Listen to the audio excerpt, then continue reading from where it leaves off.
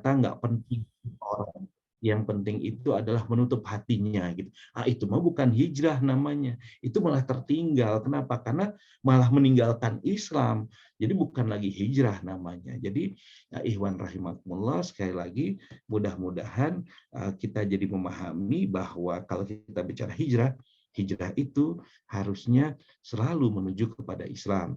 Kenapa? Karena dikatakan al-muhajiru, orang-orang yang berhijrah itu adalah man hajaroh man nahala anhu. Orang-orang yang dia meninggalkan apa-apa yang dilarang oleh Allah Subhanahu wa taala. Gitu ya. Ada berapa ayat yang turun terkait dengan hijrah.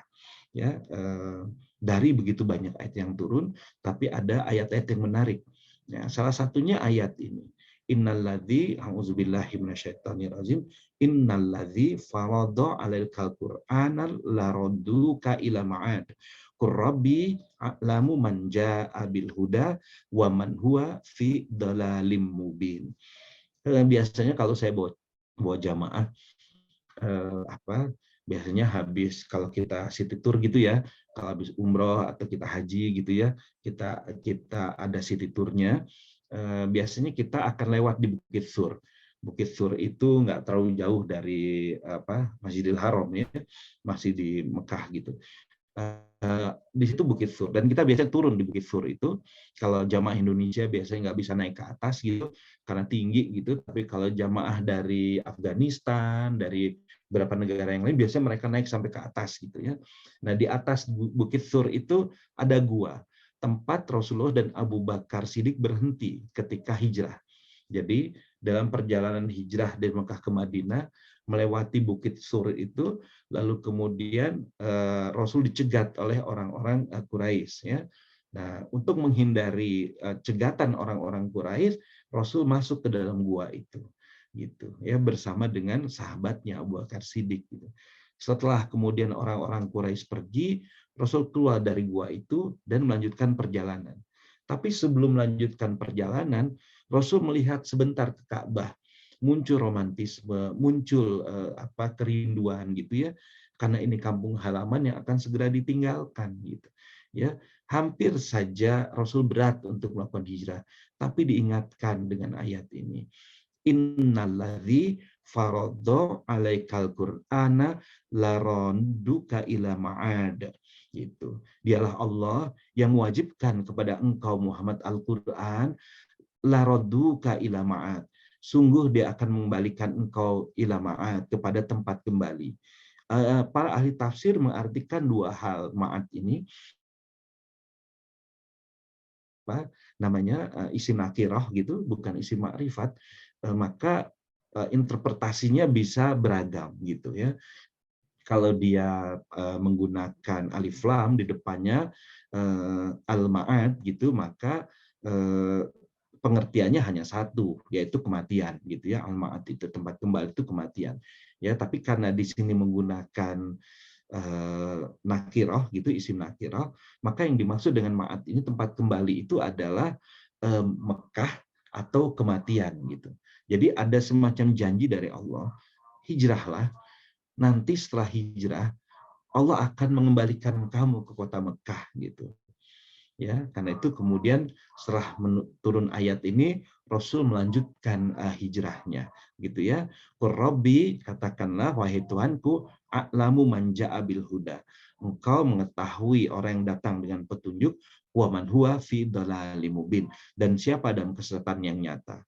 Yang menariknya, setelah hijrah dari Mekah ke Madinah, tidak lama kemudian, 3 tahun kemudian, Rasul datang lagi ke Mekah untuk melakukan futuhat Mekah. Nah, karena itu ketika Rasul datang lagi 3 tahun pasca hijrah ke kota Mekah, masuk kota Mekah, Rasul sujud syukur. Ingat ayat ini, oh iya, Allah pernah berjanji bahwa nanti setelah hijrah, tidak lama kemudian saya hijrah, Rasul pasti akan dikembalikan lagi ke kota Mekah. Ya, dan janji itu terbukti.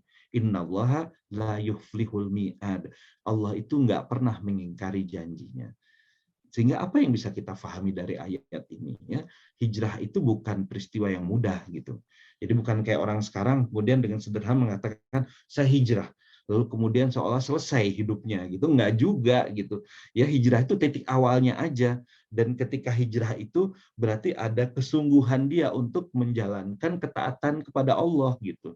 Ya, kenapa? Karena Rasul diujinya ketika hendak hijrah, diujinya dengan romantismenya terhadap kampung halamannya, di mana dia dibesarkan gitu ya, harus ditinggalkan. Kan ini nggak sederhana gitu. Ya, nah, seringkali kita punya kebanggaan-kebanggaan dengan kemaksiatan yang kita lakukan kan gitu ya. Kadang-kadang kemaksiatan itu jadi kebanggaan buat kita. Kita bicarakan itu sebagai sebuah seolah-olah sebagai sebuah keberhasilan gitu. Ya, padahal hijrah itu kalau kita bicara hijrah, justru kemaksiatan itu harus kita tinggalkan, lupakan, kuburkan dia jauh-jauh gitu, lalu kita mulai sebuah tata kehidupan yang lebih baik gitu. Kan harusnya begitu. Ya, tapi orang sekarang kan nggak gitu. Orang sekarang mengatakan, oh saya hijrah sekarang. Tapi rentetan masa lalu jahiliyahnya terus dibicarakan, terus disampaikan ke orang-orang gitu ya. Terus kita kadang-kadang nanya, terus kapan hijrahnya? Kok masih bangga banget dengan perilaku jahiliyahnya gitu ya. Sementara Rasulullah SAW ya meninggalkan Makkah, hijrah menuju Madinah gitu ya, dan dijanjikan oleh Allah kelak akan kembali lagi ke kota Mekah, dan Mekah akan dikuasai oleh Rasulullah, dan itu terbukti. Jadi ikhwan rahimakumullah, kalau kita bicara hijrah, maka hijrah itu artinya meninggalkan semua keburukan lalu menuju pada kebaikan gitu ya. Kecintaan dan ketaatan pada Allah harus berada di atas segalanya. Kuncinya, kalau kita memang pengen hijrah, maka kecintaan dan ketaatan pada Allah harus berada di atas segala-galanya. Karena nggak akan mungkin kita bisa hijrah meninggalkan kemaksiatan, sementara kemaksiatan itu masih begitu menjadikan kita bangga dengannya gitu. Na'udzubillah min dzalik summa na'udzubillah gitu ya. Lalu kemudian juga turun ayat-ayat yang lain gitu terkait dengan hijrah itu yang juga jadi menarik buat kita. Ini ada di Quran surat ke-16, Quran surat An-Nahl ayat 106. Di ayat ini Allah mengingatkan kita, man kafaro billahi mim ba'di imanihi illa man ukriha wa qalbuhu mutmainnum bil iman. Walakin man syaraha bil kufri sadran fa alaihim ghadabu minallahi wa lahum adzabun azim. Kenapa ayat ini menarik? Karena ayat ini terkait dengan Amr bin Yasir ya, yang ketika dia hendak hijrah lalu kemudian dicegat oleh orang-orang Quraisy, dilarang dia untuk hijrah. Jangan hijrah gitu. Kalau kamu hijrah, syaratnya serahkan semua harta kekayaan kamu untuk kami. Ini syarat orang Quraisy. Maka Amr bin Yasir gimana ya, menyerahkan semua harta kekayaannya gitu. Ya, yang penting dia bisa hijrah bersama Rasulullah, bisa menjalankan ketaatan gitu. Tapi apa yang dilakukan oleh orang-orang Quraisy? Mereka nggak cukup dengan itu. Lalu mereka mengatakan, kalau engkau hendak hijrah, maka katakan Muhammad itu gila. Setelah itu engkau boleh hijrah. Maka apa yang dilakukan Amr bin Yasir? Amr bin Yasir mengatakan bahwa ya Muhammad gila. Maka kemudian Amr bin Yasir dilepaskan oleh orang-orang Quraisy, lalu kemudian dibolehkan hijrah. Setelah bertemu dengan Rasulullah, maka Amr bin Yasir menerangkan tentang peristiwa tadi.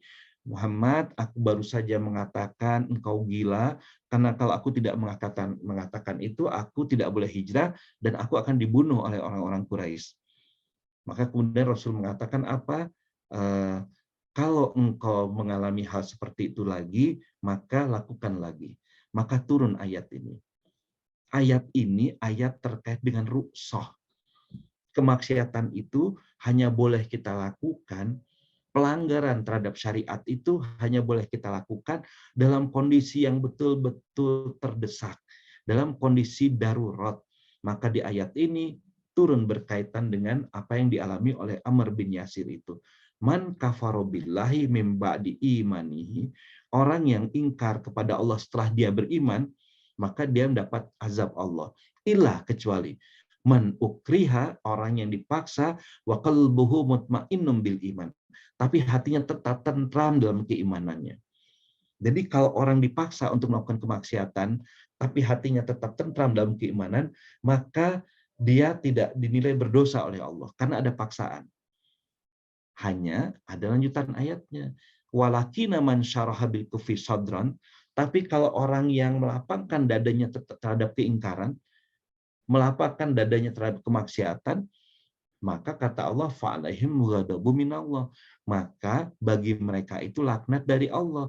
Walahum azabun azim, dan bagi mereka itu azab yang pedih.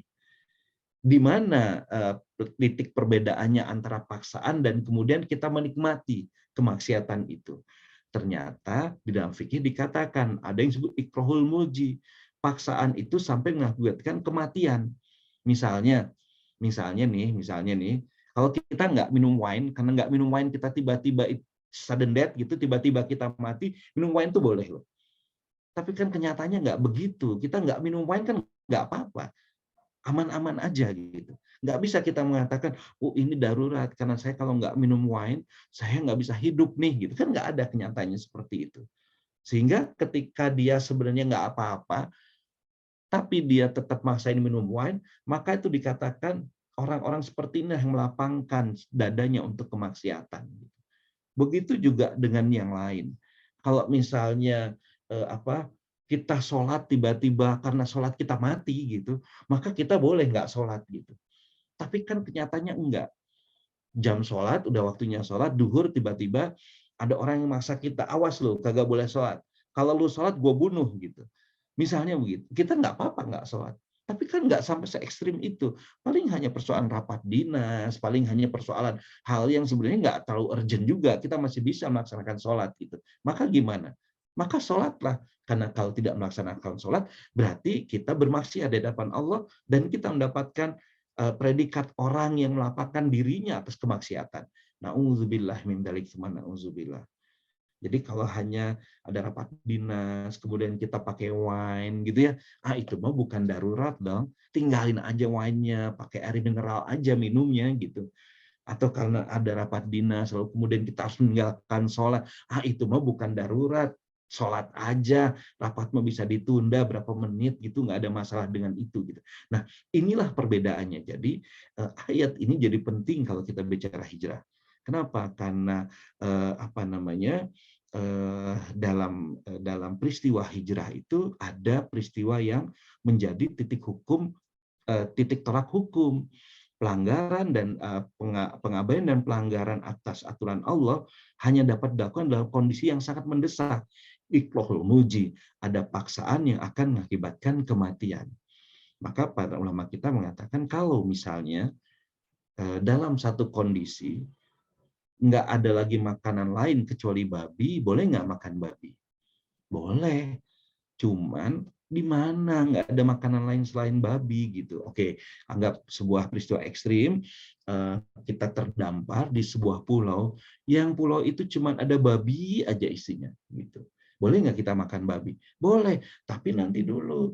Betul nggak cuman babi aja? Oh enggak, ternyata ada umbi-umbian yang bisa kita makan. Ya jangan makan babi gitu. Makanya umbi-umbian. Jadi jangan belum apa-apa, ini ruksoh gitu.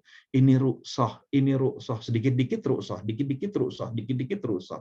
Justru peristiwa hijrah itu ditandai dengan sebuah peristiwa yang luar biasa ekstrim ketika Amr bin Yasir hampir dibunuh oleh orang-orang Quraisy karena ingin hijrah, kecuali mengatakan Muhammad gila. Dan Amr bin Yasir melakukan itu. Kenapa dia melakukan itu? Karena kalau dia tidak lakukan itu, dia akan mati. Dia akan dibunuh orang-orang Quraisy. Amr bin Yasir boleh memilih dua hal.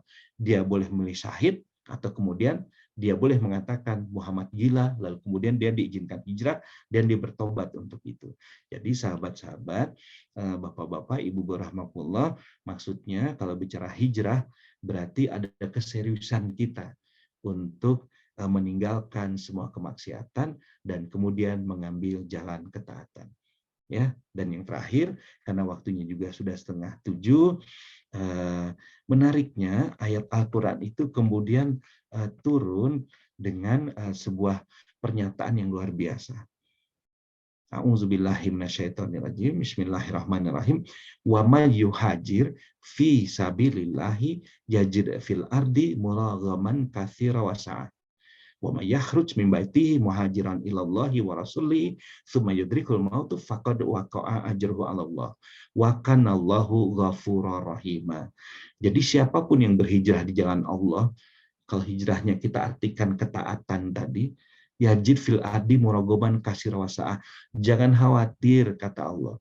Allah akan bukakan tempat hijrah yang banyak dan Allah akan limpahkan rizki yang berlimpah untuk kamu. Ini buktinya. Dulu Madinah itu disebutnya kota penuh penyakit. Kota yang tidak diinginkan oleh siapapun. Tapi pasca hijrahnya Rasul dari kota Mekah ke Madinah, Madinah itu digelari kemudian sebagai Al-Madinah Al-Munawwarah. Ya, kota yang bercahaya, kota yang menyenangkan untuk ditinggali oleh siapapun gitu. Ya hari inilah ya Bapak-bapak, saya pikir sudah pernah ke Madinah dan kita selalu rindu ingin kembali lagi ke sana. Ya, selain ada Nabawi ya, entah kenapa tiba-tiba selalu saja ada panggilan, pengen kembali lagi ke Madinah, pengen kembali lagi ke Madinah. Ya, kota yang awalnya kota yang begitu buruknya, kota yang sama sekali tidak diinginkan, kota yang penuh dengan perpecahan di sana, ya peperangan gitu.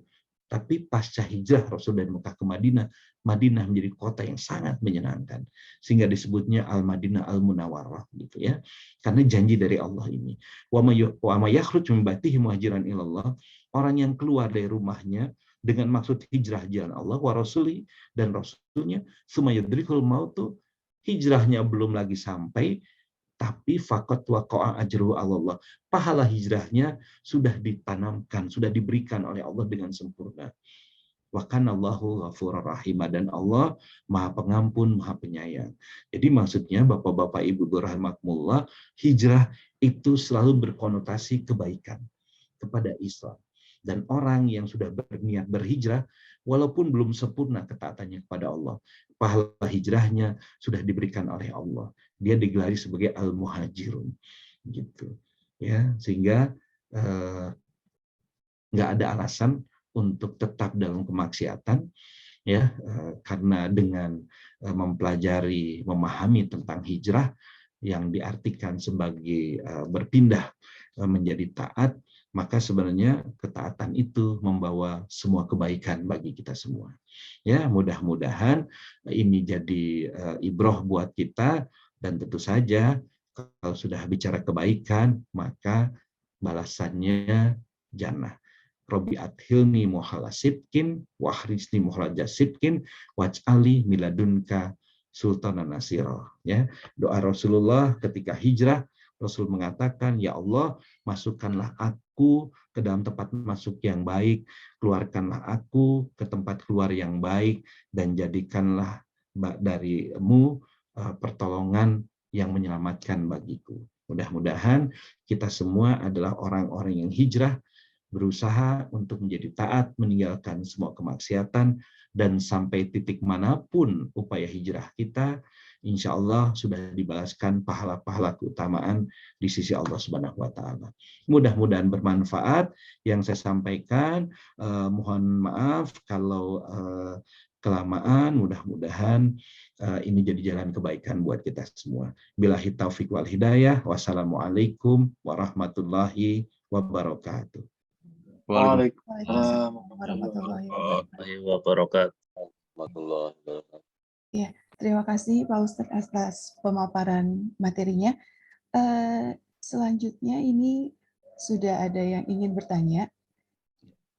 Kita ke yang bertanya langsung dulu ya, kepada Bu Yuni yang sudah raise hand. Silakan Bu. Terima kasih Mbak Dini. Assalamualaikum Ustadz. Waalaikumsalam. Sangat untuk kondisi saat ini hijrah memang sangat mengena Ustadz.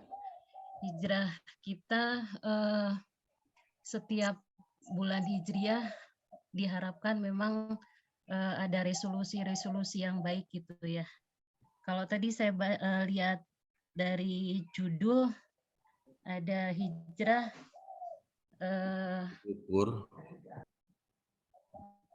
baldatun thayyibatun wa rabbun ghafur gitu ya. Nah, ini konteksnya untuk saat ini kita sebagai individu, kita sebagai di keluarga atau di pekerjaan atau di masyarakat, ini seperti apa Ustadz hijrahnya. Kemudian yang pernah saya baca-baca gitu Ustadz, apakah memang pada akhirnya akan terwujud satu khilafah gitu yang memang benar-benar seperti pada zaman Nabi gitu. Kalau kita lihat sekarang kan masih konteks sekarang, apakah baldatun toyibatun warobun hofor di negara kita masih kurang ini gitu ya. Nah ini mohon pencerahannya Ustadz. Atur nuhun. Assalamualaikum warahmatullahi wabarakatuh. Waalaikumsalam warahmatullahi wabarakatuh. Langsung jawab aja atau gimana? Langsung jawab aja ya, biar nggak lupa ya. Ya, nggak lupa. Ya, memang kalau kita bicara tentang hijrah, maka titik poinnya adalah ketika Rasul meninggalkan Mekah dengan dua alasan. Alasan yang pertama itu adalah menghindari tekanan-tekanan yang dilakukan oleh orang-orang Quraisy pada masa itu, gitu ya. Kenapa? Karena Mekah itu nggak lagi kondusif untuk dakwah Rasulullah. Ya, Rasul pernah mengutus para sahabatnya untuk hijrah ke Habasyah, ke Ethiopia, gitu, ke Raja Habsyi, dan itu dilindungi oleh Raja Habsyi, gitu. Lalu Rasul juga pernah coba hijrah ke Taif. Ya, mungkin bapak-bapak yang sudah pernah haji atau umrah berkali-kali pernah diajak ke Taif gitu ya. Taif itu lembangnya Mekah gitu kalau bahasa kita tuh ya. Asik juga ya kalau kita bisa ke Taif. Nah, Taif itu tempat di mana rumah ibu susunya Rasulullah, Halimatus Sa'adah. Tapi hijrahnya Rasul ke Taif itu tidak berhasil. Justru Rasul dilempari, padahal Rasul tuh kecil di situ gitu ya.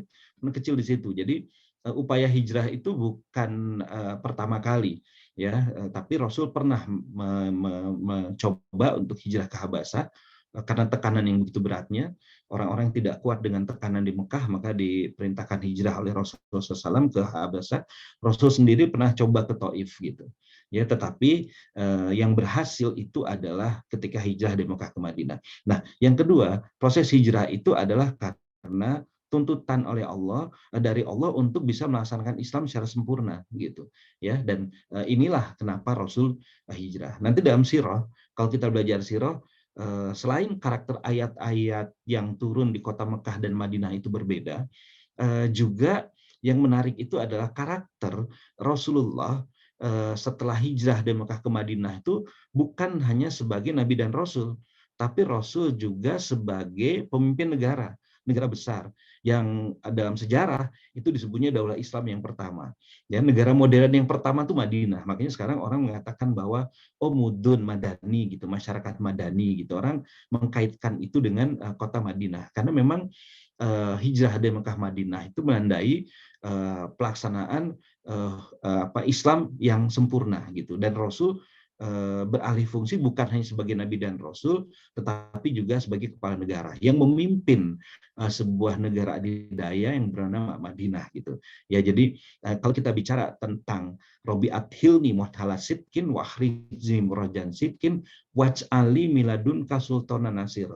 Rasul minta memang kepada Allah Sultan dan Nasir, kekuasaan yang bisa menolong untuk bisa melaksanakan Islam. Jadi memang hijrah itu pada akhirnya secara syar'i dikatakan yahruj min darul kufri ila darul Islam, berpindah dari darul kufri Mekah maksudnya dalam hal ini karena masa itu Mekah masih paganis gitu ya, menyembah berhala, ila darul Islam kemudian Madinah ya. Jadi itu yang dilakukan oleh Rasulullah. Jadi kenapa kemudian hijrah itu menuju baldatun thayyibatun warabun ghafur, karena memang pada akhirnya para sejarawan hari ini juga, para pakar-pakar hari ini juga mengidamkan kembali adanya sebuah tatanan kemasyarakatan sebagaimana Rasulullah hidup di Madinah, sehingga sering diartikan sebagai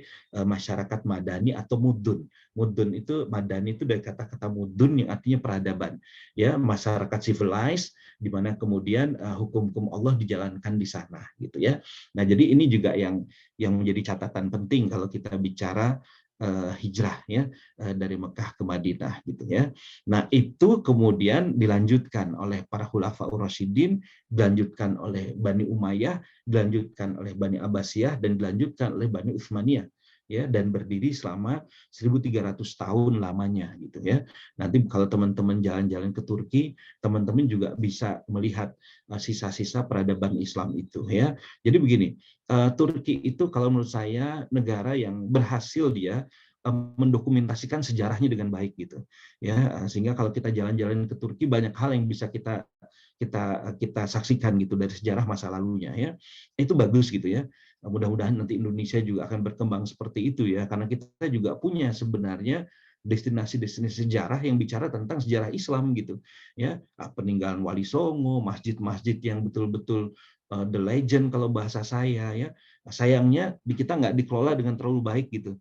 Yang munculnya malah kliniknya gitu, yang munculnya malah budaya-budaya kliniknya, ini yang disayangkan gitu ya. Jadi nanti kalau bicara Wali Songo yang munculnya malah budaya kliniknya gitu ya, cerita-cerita yang mistiknya justru yang muncul gitu, tapi bukan cerita-cerita ketaatannya gitu. Itu disayangkan. Tapi kalau kita ke Turki, kita masih bisa melihat bahwa sejarah mereka abadikan dengan cukup baik gitu, sehingga kita bisa melihat oh iya ya, oh ini toh akhir kehilafahan itu ya.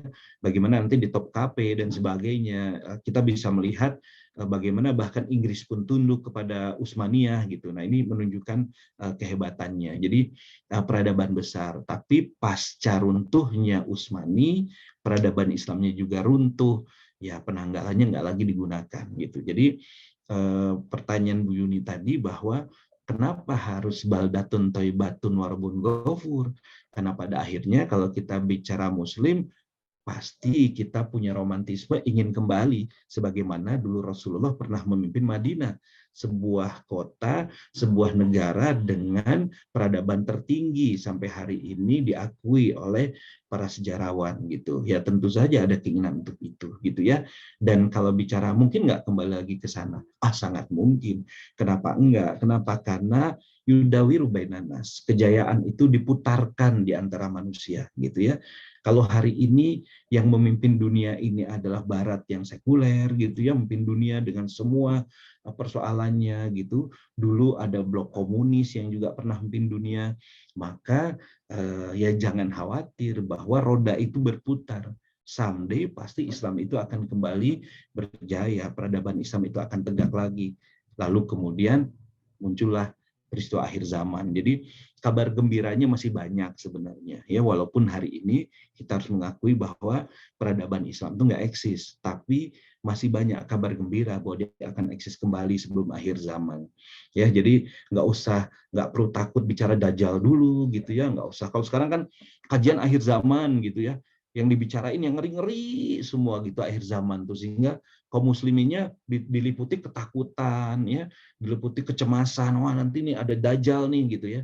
Bahkan saya punya kenalan itu sekarang sedang bikin komunitas pindah ke daerah karena sebentar lagi akhir zaman gitu. Dajjal akan segera datang, pindah ke daerah, bikin perumahan di mana semuanya dari kayu semua gitu. Ya perumahannya itu kenapa? Karena takut Dajjal datang gitu.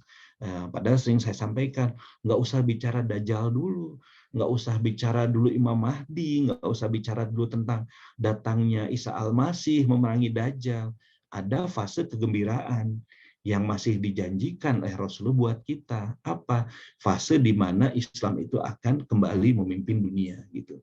Kapan? Ya kita nggak pernah tahu. Yang pasti itu janji, yang pasti akan terjadi karena janji dari Rasulullah Shallallahu Alaihi Wasallam. Gitu kira-kira gambarannya. Baik, terima kasih Pak Ustadz dan juga Bu Yuni. Semoga pertanyaan dari Ibu terjawab oleh Pak Ustadz. Selanjutnya karena mengingat waktu, kita ke pertanyaan terakhir di kolom chat ya Pak Ustadz. Siap. Dari Pak Prasetyo nih. Assalamualaikum warahmatullahi wabarakatuh. Pak Ustadz izin bertanya, pelajaran apa saja yang bisa diambil bagi kami umat yang sekarang ini dari cerita hijrahnya Umar bin Khattab yang dulu awalnya sebagai sosok yang keras dalam menentang Nabi Muhammad dan kaum muslimin, bisa menjadi sesosok yang sangat mencintai agama Islam dan bahkan menjadi khalifah umat Islam. Mohon penjelasannya Pak Ustadz supaya kami bisa lebih mencintai agama Islam ini seperti para harifah. Syukran kasihan Pak Ustadz. Silakan mangga Pak Ustadz. Ya, yang menarik dari episode Umar bin Khattab itu, Umar bin Khattab itu baik pada masa jahiliyahnya dan baik pada masa Islam. Umar bin Khattab itu adalah orang yang setia dengan keyakinannya. Ya, misalnya gini, kenapa dulu dia begitu membela kejahiliahan? Karena dia yakin bahwa itu tuh benar gitu. Sehingga setiap kali ada yang mengusik orang-orang Mekah, Umar bin Khattab tampil menjadi orang selalu menjadi pembela orang-orang Mekah gitu. Kenapa? Karena dia selalu membela kebenaran gitu. Dan dia menganggap bahwa pada masa itu apa yang dilakukan orang-orang Mekah lah yang benar gitu. Membunuh anak perempuan hidup-hidup, menyembah Lata dan Uzza, ya itulah kebenaran gitu. Maka Umar betul-betul memegang kebenaran itu. Sehingga ketika ada din baru yang datang dibawa oleh orang namanya Muhammad yang yang mengajarkan sesuatu yang baru pada orang-orang Mekah, Umar marah gitu. Kenapa? Karena orang ini mengusik gitu kemapanan orang-orang Mekah pada masa itu. Dakwah belum sampai kepada Umar bin Khattab waktu itu. Sehingga memang Umar pasang badan kalau bahasa orang sekarang. Umar bin Khattab tuh kalau bahasa orang sekarang tuh jawara gitu ya. Jawara banget gitu sebelum masuk Islam. Ya, tapi setelah menerima dakwah, tercerahkan, mindset-nya berubah, behavior-nya berubah, Umar meninggalkan kejahilian itu dan menjadi penjaga Islam yang luar biasa hebatnya gitu. Sama ketika dia menjaga kejahilian dulu, karena dia menganggap bahwa kejahilian itu benar gitu. Inilah hijrah yang luar biasa dari Umar bin Khattab. Jadi Umar itu pembela kebenaran di masa jahiliyah dan pembela kebenaran juga di masa Islam. Ya, sehingga hijrahnya Umar tuh luar biasa. Ya, sampai Allah berdoa kan pada Allah Subhanahu wa taala minta Islam itu dibenangkan dengan dua orang. Satu di antara dua orang. Kalau enggak Abu Jahal, ya Umar bin Khattab. Ya, Abu Jahal tetap dalam kemaksiatannya, Umar bin Khattab berubah menjadi seorang yang pembela Islam yang sebenarnya. Nah, kita juga harusnya begitu kan. Mungkin sebelum kita taat, kita diberikan kelimpahan harta oleh Allah Subhanahu wa taala. Kita banyak menafkahkan harta kita tapi untuk jalan-jalan kemaksiatan gitu. Lalu setelah hijrah gimana? Ya jangan dihentikan kebiasaan kita menafkahkan harta itu. Nafkahkan juga harta kita, tapi sekarang di jalan ketaatan gitu. Kan setiap kita punya kelebihan yang Allah berikan. Ada orang seperti Umar bin Khattab yang diberikan kekuatan dengan fisiknya, dengan kemampuan kemampuan fisiknya gitu. Tapi ada juga orang yang diberikan oleh Allah kemampuan dengan kemampuan finansialnya. Abu Bakar Siddiq misalnya, Abu Bakar Siddiq itu adalah orang yang diberikan kemampuan finansial oleh Allah sebelum dia masuk Islam. Dia banyak menafkahkan hartanya buat semua kejahiliahan gitu karena dianggapnya benar. Pasca Islam gimana? Pasca Islam, Abu Bakar Siddiq adalah orang yang sangat banyak menafkahkan hartanya untuk ketaatan, membebaskan budak, ya, kaum muslimin yang jadikan budak dibebaskan, bahkan besarnya gitu. Ini menunjukkan bahwa karakter mereka seperti itu. Kalau dulu mereka membela kemaksiatan itu dengan fisik mereka, setelah mereka menerima Islam, mereka membela Islam itu dengan fisik. Kalau dulu mereka membela kejahilian itu dengan harta mereka, ya, karena mereka anggap itu benar. Kalau sekarang setelah masuk Islam, mereka membela Islam dengan harta mereka. Nah, kita gitu juga. Ya, mungkin saja gitu ada di antara kita dulu yang asik dengan kemaksiatan. Ya, naktir teman-teman, masuk kafe, kita minum wine gitu ya. Every weekend kita habiskan 5 juta untuk senang-senangan dengan teman-teman yang sedang nongkrong gitu ya.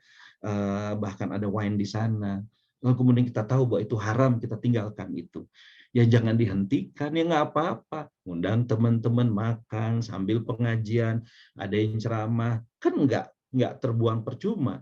Jadi dulu mungkin kita biasa naktir teman-teman kita untuk kemaksiatan.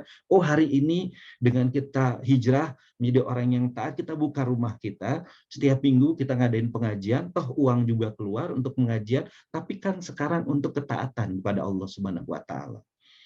Jadi setiap kita punya peran sebenarnya pasca hijrah itu untuk menguatkan Islam. Dengan apa? Dengan kelebihan-kelebihan yang Allah berikan buat kita. Nah, pilihlah posisi-posisi itu. Jadi tinggalkan kemaksiatan ya dengan semua pembelaan kita pada masa pada masa jahiliyah itu, beralihlah kepada Islam dengan melakukan pembelaan dengan semua kemampuan kita terhadap Islam. Sebagaimana Umar bin Khattab. Itu mungkin yang menjadi ibrah buat kita. Ya, baik. Terima kasih Pak Ustadz atas jawabannya. Dan semoga dari pertanyaan-pertanyaan tadi, baik dari Bu Yuni dan Pak Pras, itu tidak merasa puas dan sehingga kita akan terus belajar. Amin. Baik Pak Ustadz, karena mengingat waktu, mohon untuk memimpin doa untuk kebaikan kita semua. Ya, marilah kita berdoa. Kita berharap pagi ini menjadi jalan kebaikan buat kita semua, menjadi catatan amal soleh kita, dan menggugurkan dosa-dosa kita di hadapan Allah Subhanahu wa Ta'ala. Astagfirullahalazim, astagfirullahalazim, astagfirullahalazim. Alladzi la ilaha illa huwal hayyul qayyum wa atubu ilaih.